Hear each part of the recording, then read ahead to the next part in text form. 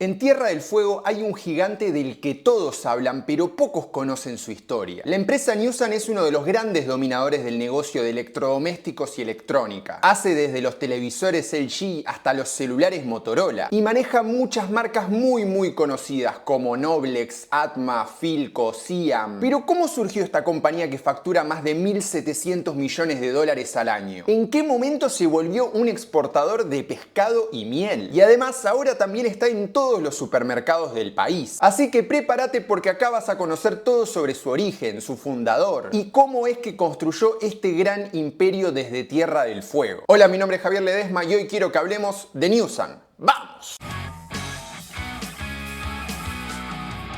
Newsan es una de esas empresas que no es tan conocida por sí misma, sino por sus marcas. Así que veamos un poco qué hay en su portafolio. De las marcas propias tiene a Noblex, Philco, Atma, Siam y Allure, que es como su línea de styling. Y en un rato vamos a ver cómo compró estas marcas, porque hay una historia detrás. Después tiene lo que llama como alianzas estratégicas, como por ejemplo con Motorola, LG, Hisense, Whirlpool, es decir, tiene la licencia para ensamblar sus productos en la Argentina. O sea, estamos hablando del principal vendedor de televisores del país con Noblex o también el número 1 de aires acondicionados con Philco. En celulares también, porque Motorola va y viene entre el primero y el segundo puesto. Y hay otra pata que es la distribución y ahí juega con Bosch, HP, Braun, JBC. En su momento también distribuía acá las pilas Duracell, o sea, como para que se den una idea del tamaño. Pero hace poco salieron de la electrónica y pusieron un pie en lo que es el consumo masivo. Porque en julio de 2024 le compraron su negocio en Argentina a P&G,